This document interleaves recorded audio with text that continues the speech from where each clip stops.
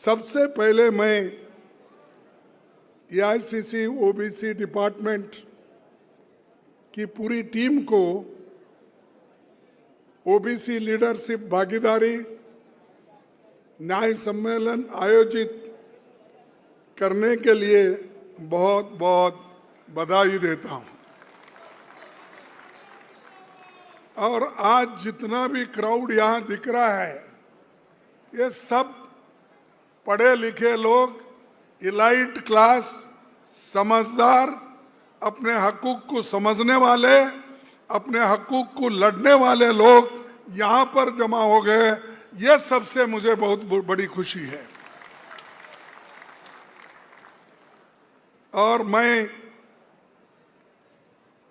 इस सम्मेलन में जातीय जनगणना का और जो 50% कैप है, जजमेंट में कैप है, लेकिन मोदी ने अपने को जो होना था उन्होंने अपने लोगों के लिए 10% ऐड किया। अब हो गया 60%। 60% संविधान के मुताबिक रिजर्वेशन है, लेकिन मोदी जी उनको रिजर्वेशन नहीं देना चाहते जो लोग बहुत शैक्षणिक दृष्टि से पिछड़े हैं, सामाजिक दृष्टि से पीछे हैं, आर्थिक दृष्टि से जो पीछे हैं, और जिन लोगों की आवाज नहीं है उन लोगों को रिजर्वेशन देने के लिए मोदी तैयार नहीं है। तो उनको झुकाना है। उनको अगर आप यूनिटी के साथ ये बताना है कि हम भी कुछ कम नहीं है, हम सब लोग मिलके हमारी लड़ाई हम खुद करेंगे, और जो बैकवर्ड क्लास चाहता है वो हासिल करके रहेंगे। ये अपना एक जिद होनी चाहिए।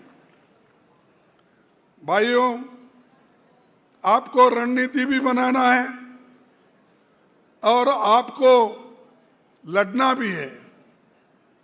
और लड़ना इसलिए जरूरी है, कोई हमको मांगने से नहीं देता। हमको कभी एजिटेशन करना पड़ता है, कभी अपनी ताकत दिखाना, कभी जब चुनाव का वक्त आता है उसमें शामिल होकर, एक होकर अपने लोगों को, अपने उसूलों पे चलने वालों को चुनाव में ज्यादा से ज्यादा चुन के लाना, ये बहुत बड़ी बात है। क्योंकि तुम्हारी आवाज वो उसी वक्त सुनेंगे जिस वक्त बैकवर्ड क्लासेस के लोग सभी सीटों में चुन के आएंगे, जहां पर भी सीट मिलने दो। और सबका एक सोच होना चाहिए, अरे मेरे भाई को मिला है, मैं मदद करना, ये भावना होना चाहिए। ये नहीं होना अरे मेरे को कहाँ दिए, उसको दिए, इसको दिए। अरे बैकवर्ड क्लास में तो बहुत से कास्ट हैं, लेकिन जो लोग अपने विचारधारा पे हमारे साथ मिलते हैं उनको साथ लेके चलना, वैसे ही लोगों को चुनना, ये आप सबका फर्ज होता है। अब बैकवर्ड तो खुद ही मोदी साहब बोलते हैं। जब वो पहले अपर कास्ट में थे, लेकिन बाद में जब वो चीफ मिनिस्टर बने, अपना नाम उन्होंने, अपने कम्युनिटी का नाम उन्होंने बैकवर्ड लिस्ट में डलवा लिया। किसी को पता ही नहीं चला। हम लोगों को भी पता चला जब वो एमपी बने और प्राइम मिनिस्टर बने, और उन्होंने शुरू किया अपनी चालबाजी, हर जगह बैकवर्ड में गए तो मैं बैकवर्ड हूं बोलना। भाइयों और बहनों, मैं बैकवर्ड का आदमी हूं, ये कांग्रेस वाले मुझे सता रहे हैं। अरे हम कहां सता रहे भाई, तुम सबको सता रहे हैं। तुम सबको सता रहे, सबको मट्टी में मिला के तुम अकेले जिंदा रहना चाहते हैं, और ये नहीं चलेगा। चल गया, एक बार, दो बार, तीन बार चल गया, इसके आगे नहीं चलेगा, क्योंकि वो हमेशा झूठों के सरदार है। झूठ बोलना ही उनका काम है। लेकिन लोगों में चीड़ क्यों नहीं आ रही, मेरे को समझ में नहीं आया। 2 करोड़ नौकरी दे दो बोले, झूठ बोले। 15 लाख में काला धन बाहर से लाके पैसे दूंगा बोले, वो भी झूठ बोले। एमएसपी का बोले, वो भी झूठ बोले। मैं बैकवर्ड क्लास का इनकम बढ़ाऊंगा बोले, कहां बढ़ाए भाई, वो भी झूठ बोले। हर चीज मोदी जी झूठ बोलते रहते हैं। इसीलिए मैं हमेशा कहता हूं, मोदी जी ये झूठों के सरदार है। अपने जीवन में खासकर पार्लियामेंट जैसे एक सदन में वो झूठ बोलते हैं। इसका मतलब क्या है, लोग उसकी परीक्षा नहीं करते। आप लोगों को समझाना चाहिए, यह आदमी झूठा है, देश को गुमराह कर रहा है, और झूठ बोलने वाले प्राइम मिनिस्टर देश का और समाज का कभी भला ही नहीं कर सकते। भाइयों, सामाजिक न्याय 18वीं लोकसभा में चुनाव का सबसे अहम मुद्दा लेकर हमने आगे बढ़ा था, और हमारे को उसमें यश मिला। लेकिन थोड़े से 20-25 सीट अगर हमारी आते तो ये बीजेपी की और मोदी जी की तख्ता पलट हो जाती थी। और हर किसी भी समाज को ये 3 चीजों की आवश्यकता है। उस समाज में 3 चीजें होना जरूरी है, या 3 चीजों में एक चीज होना तो जरूरी है। एक है आपके विचार, और दूसरा है, यानी विचार बोलो, बुद्धि बोलो, ये इंपॉर्टेंट है, या हमारे शिक्षण। दूसरा है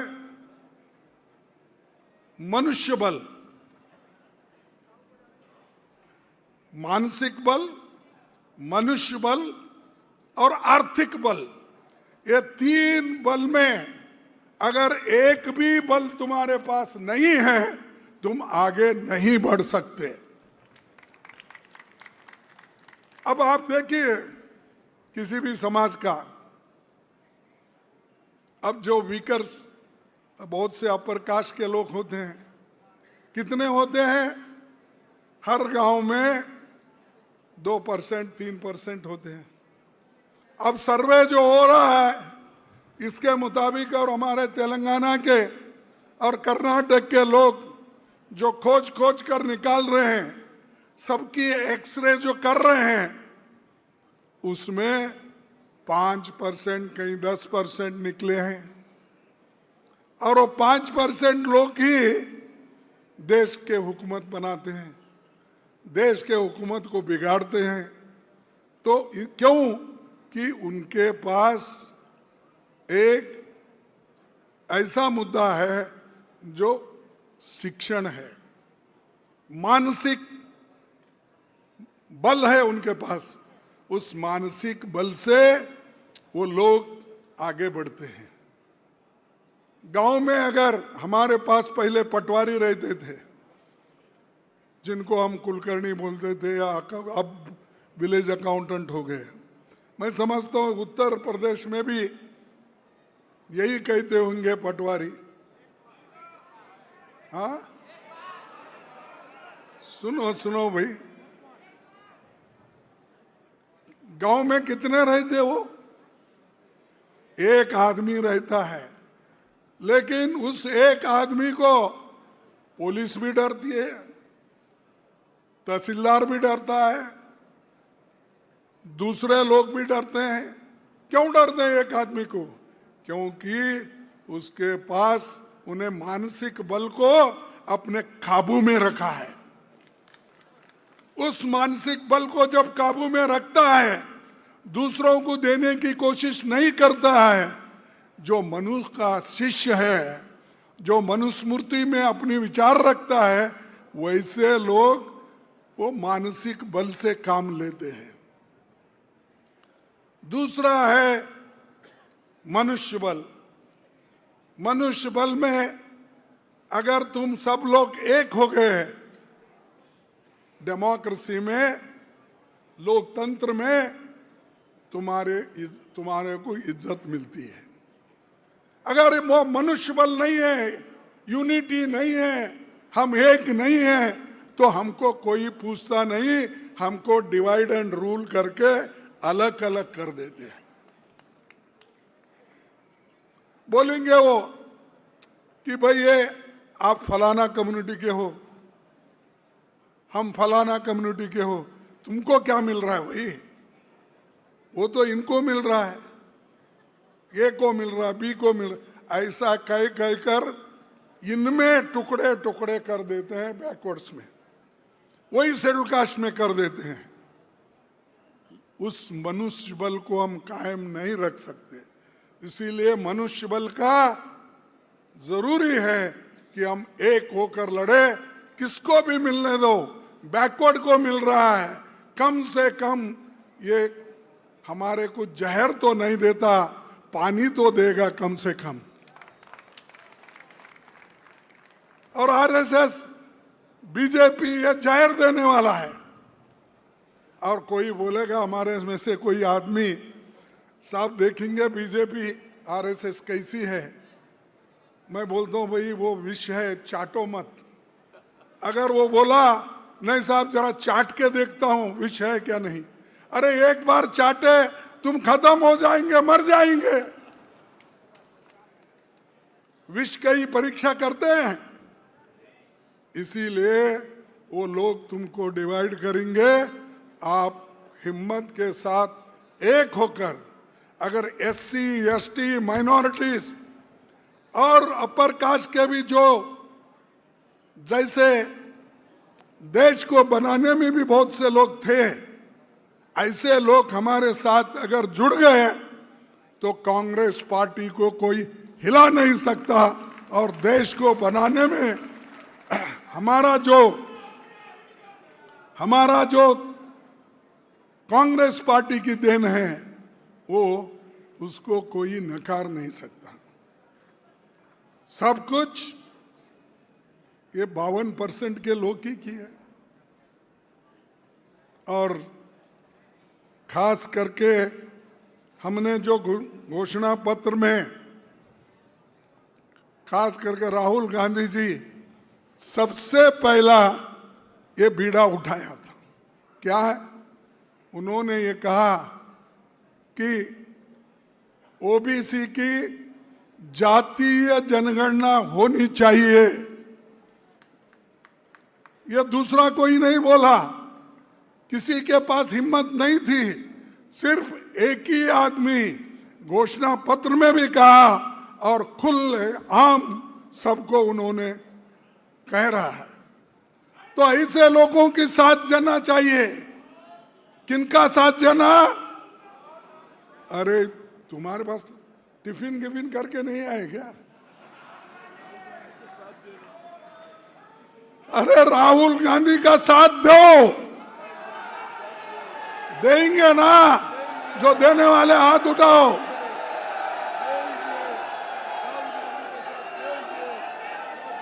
देखो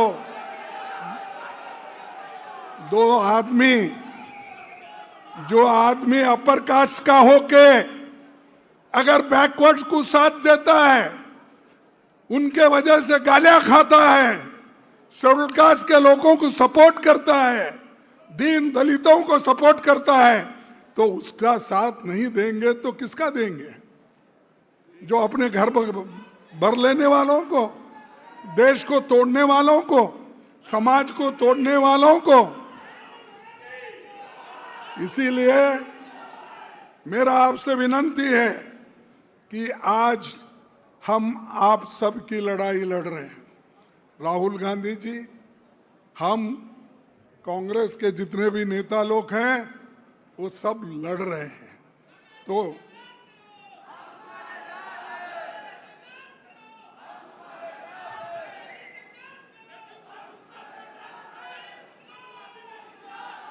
और हमको ये भी चिंता है, देखो 11 साल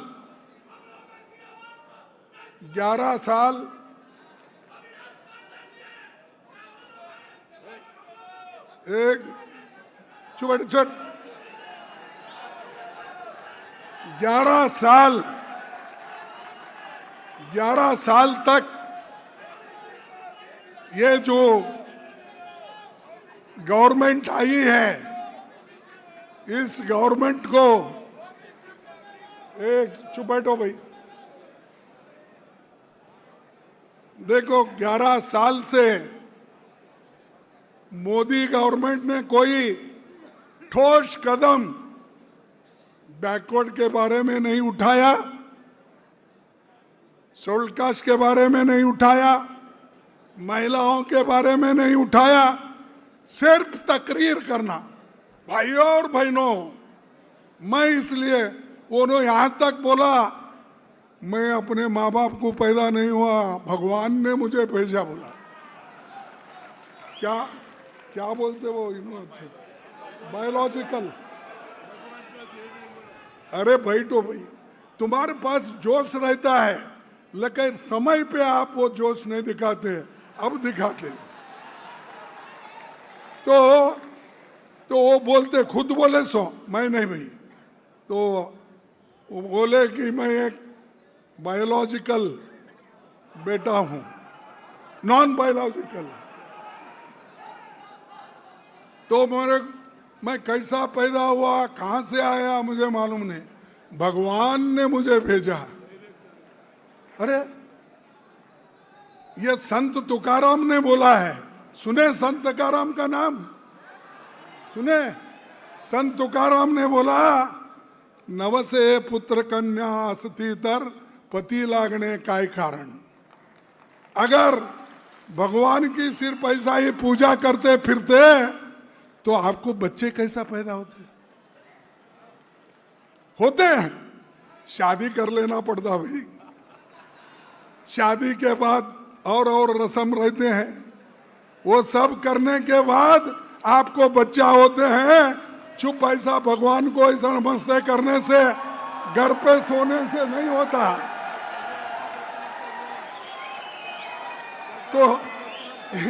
तो ये नेता तो ऐसा बोल रहा है कि मुझे ने भगवान को पैदा किया। अरे अगर ऐसे लोग देश चलाते हैं, क्या इनके पास शास्त्रीय ढंग का विचार है? जो पंडित जवाहरलाल नेहरू जी के पास था, जो शास्त्रीय विचारधारा थी, जो आइडियोलॉजी थी, उस आइडियोलॉजी का एक अंश तो इसके पास है। मैं बैकवर्ड हूं तो बैकवर्ड के लिए क्या करना, ये कभी इसने सोचा? सबका साथ, सबका विकास और सबका सत्यानाश।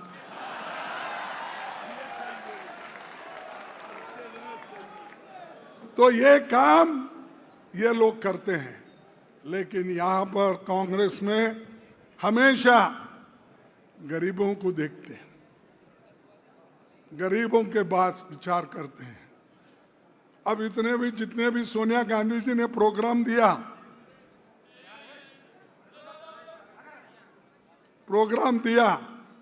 मनरेगा का प्रोग्राम, क्या उनके घर के लिए है क्या? गरीबों के लिए, जो मजदूर है, जो किसान मजदूर है, ऐसे गरीब लोगों को जो काम नहीं मिलता, उन लोगों को काम दिलाने के लिए उन्होंने संविधान में इसको एक फंडामेंटल राइट्स के तहत उन्होंने किया।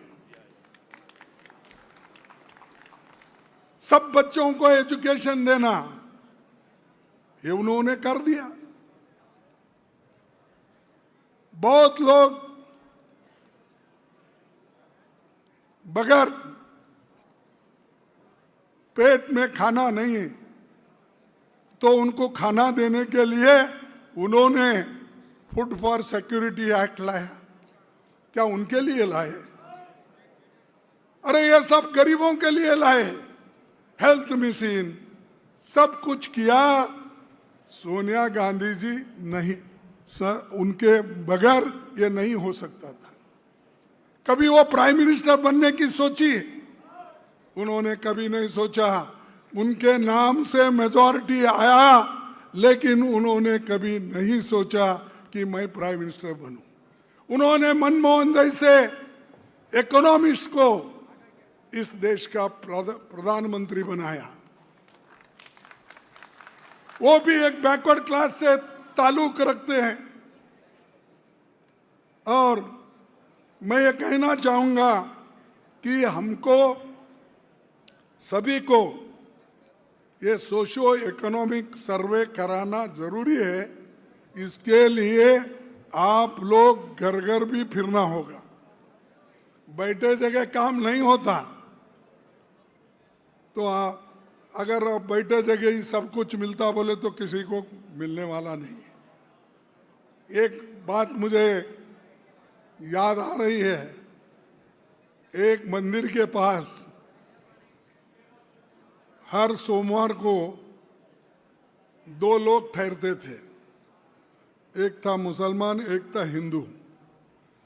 तो बोलता था, वो जा गए सोमवार के दिन, वो बोलना कि वहाँ ठहरना, भगवान के नाम से पैसे दो, भगवान के नाम से दान दो, भगवान के नाम से दान दो बोलता। और दूसरा, जब वो फ्राइडे के दिन नमाज को जाते थे, जाने के बाद वहाँ मस्जिद के सामने ठहर के अल्लाह के नाम से पैसे दो, अल्लाह के नाम से पैसे। तो लोग 1 दिन 2 दिन देखे, उसके बाद बोले भाई रोज ऐसा ही कर रहे ये लोग, कुछ देना नहीं करना नहीं।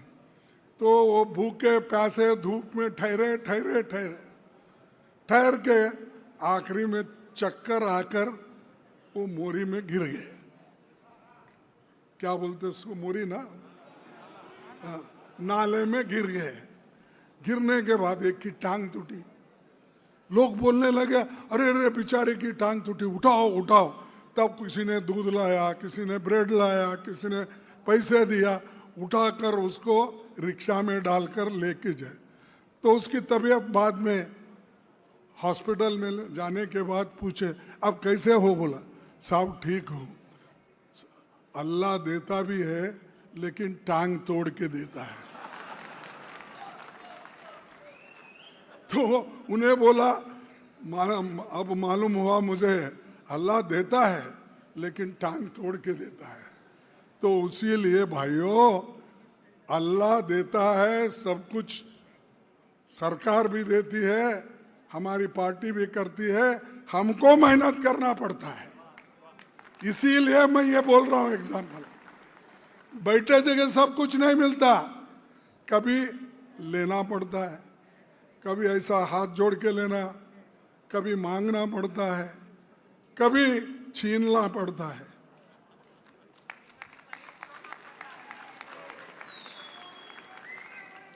छीनना पड़ता है तो जाके किसी को मारेंगे मत मारो। अपने विचारधारा पे हमको अगर मजबूती से काम करना है तो आज जो कल हमने एक बहुत बड़ा एक कांग्रेस ऑफिस में ओबीसी का मीटिंग की, जिसमें एक्सपर्ट कमेटी के मेंबर थे, जिसमें हमारे पार्टी के भी सभी मुखंड थे, उन्होंने सभी बैठकर यही सोचा जो हमारा ओबीसी के लिए जो एक नक्शा तैयार हो रहा है और ओबीसी के लोगों को किस ढंग से उनको आगे लाना चाहिए, इसका एक बहुत बड़ा कांग्रेस ने नक्शा बनाया है। राहुल गांधी जी खुद बैठे, उन्होंने कहा हर स्टेट में जहाँ जहाँ हमारी कांग्रेस के चीफ मिनिस्टर्स हैं, नेता लोग हैं, वो सभी लोग ओबीसी के लिए सोचे और नए नए कार्यक्रम उनको दो, उन्होंने कहा। इसीलिए कर्नाटक और तेलंगाना नया उन्होंने सर्वे का रिपोर्ट तैयार किया है, जिसमें सब लोगों को सम्मिलित करके उन्होंने कौन किसके पास ज़मीन है, किसके पास शिक्षा कितनी है, किसके पास नौकरियां कितने हैं, हर कम्युनिटी का वो जांच करके एक रिपोर्ट उन्होंने बनाया है। वो रिपोर्ट हमने पूरा कल देखा। उसी ढंग से हमारे कर्नाटक के मुख्यमंत्री सिद्धरामैया जी वो भी कर रहे हैं। तो हर जगह जहाँ जहाँ हमारे लोग हैं वो कर रहे हैं, लेकिन मोदी जी नहीं करेंगे। ये राहुल गांधी जी ने आवाज उठाई ओबीसी की जनगणना की, तब मोदी जी ये कह रहे हैं कि मैं आने वाले सेंसस में बैकवर्ड क्लास का जनगणति का काम करूंगा। देखो, उनको मालूम हो गया, नहीं तो आज नहीं कल बैकवर्ड क्लास के लोग उठेंगे और उसकी कुर्सी छीन लेंगे। इससे बेहतर है पहले ही हम भी करना। तो उन्होंने अब डाला है, लेकिन कहाँ तक पहुंचा था मालूम नहीं है, क्योंकि उन्होंने तो कहा पहले कि और उनके जो आरएसएस के लोग हैं वो पहले ही बोले थे और मोदी जी भी पहले इम्प्लीमेंट करे। 75 साल होने के बाद कोई पावर में नहीं रहना, तो इसीलिए तो उन्होंने अडवाणी को घर बिठाया, मुरली मनोहर जोशी को घर बिठाया। कितने लोग थे, मैं आपको मालूम है मेरे से भी ज़्यादा, यहाँ यूपी, बिहार और हिमाचल, हरियाणा, यहाँ के सब लोग में। तो वो बोले कि इसीलिए वो मार्गदर्शक बन के रहेंगे। अब इनके 75 खत्म हो रहा है, इन्हों कब बाहर निकलेंगे ये मुद्दा हमारे सामने भी है। क्या इन्हों निकलेंगे? इन्हों सबको तोड़ मोड़ के उनके जो खबर रहती ना, खबर के ऊपर बैठेंगे। मोदी जी उनको देश के बारे में कुछ नहीं, सिर्फ अपनी कुर्सी की चिंता है। और बाकी के विषय मैं यहाँ बोलना नहीं चाहता हूँ, मैं पार्लियामेंट में बोलूँगा। जो भी पहलगांव का है, सिंदूर का है, और जो हमारे ट्रंप ने इतने बार बोला, 25 बार बोला मैंने सुलह कर दिया, सुलह कर दिया, सुलह कर दिया। हमारे मोदी साहब चुप बैठे, मुंह से बात ही नहीं निकल रही। तो जैसा कि महात्मा गांधी जी ने 3 इनका एक स्टोरी बनाया ना, मैं बुरा नहीं सुनूंगा, मैं बुरा बात नहीं करूंगा, मैं बुरा देखूंगा नहीं, ऐसा मोदी चुप बैठे हैं, सवाल का जवाब नहीं दे रहे। अरे 25 बार अगर एक आदमी हमारे देश के बारे में यह कहता है कि मैंने सुलह कर दिया पाकिस्तान और हिंदुस्तान को, ये कहता है, तो आपको क्या, आप जबान बंद है आपकी? आप मुक्के हो?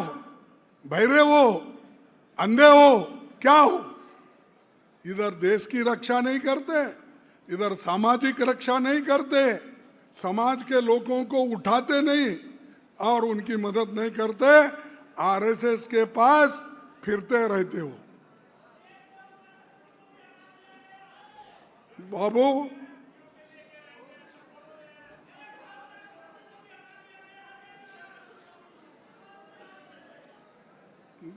बंधुओं, ज्यादा बात न करते हुए मैं सभी नौजवान से कहूंगा, 18 साल के ऊपर जितने भी हमारे नौजवान हैं वो सभी वोटर लिस्ट में आए जैसा करो और घर घर जाके अपने वोटर्स को मजबूत बनाओ।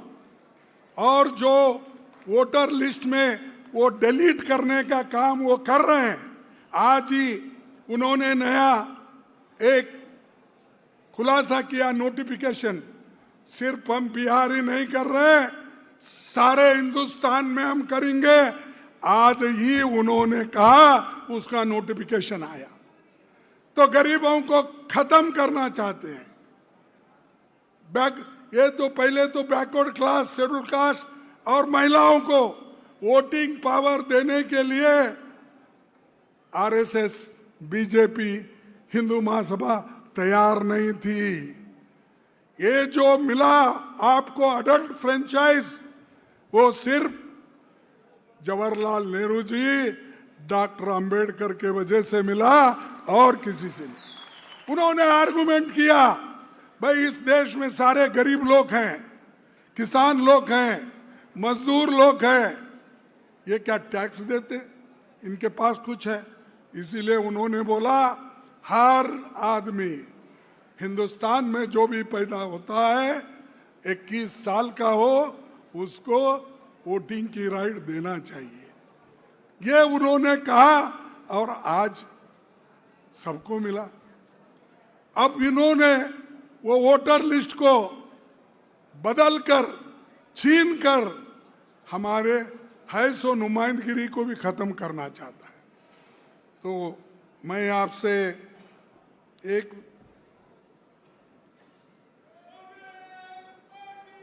इसीलिए मैं आपसे विनती करूंगा कि आप लोग एक हो जाओ, एक होकर सबसे मिलो और सबसे ज्यादा सामाजिक न्याय की जरूरत है। आर्थिक न्याय ये तो है, लेकिन शैक्षणिक, सामाजिक इसका जरूरी है। तो इसीलिए नेहरू जी भी ये बात कहे थे, दुनिया में आज सबसे जोरदार मांग सामाजिक न्याय और समानता की है। ये काम हमें योजना बनाकर वैज्ञानिक तरीके से करना होगा। ये पंडित जवाहरलाल नेहरू जी की बात है, उस वक्त की, 1951 की उन्होंने ये बात की। इसीलिए हमको एससी, एसटी, ओबीसी, अल्पसंख्यक, छोटे मोटे लोगों को लेके आगे बढ़ना है और socialism, secularism, justice, liberty, equality और फ्रेटर्निटी, इन चीज़ों को लेकर हमको आगे बढ़ना है। तो भाइयों, मैं आपसे यही उम्मीद करता हूं कि जो लोग आपके साथ हैं, आपके लिए लड़ने के लिए तैयार है, उनका साथ लो, आगे बढ़ो और हम आपके साथ हैं। कांग्रेस पार्टी आपके साथ है, राहुल गांधी आपके साथ है। हम सब मिलके जो भी समस्या है, हम बराबर आपके लिए लड़ते रहेंगे। आप एक होकर आगे बढ़ो, समाज के सभी वर्गों को मदद करो और देश को और प्रगति पथ पर लाओ। ये कहकर मेरे भाषण को मैं समाप्त करता हूं और आप सभी को धन्यवाद देता हूं। आप इतने बड़ी संख्या में आए, तो इसलिए आप तमाम को फिर एक बार मैं सलाम करके मेरी बात खत्म करता हूं।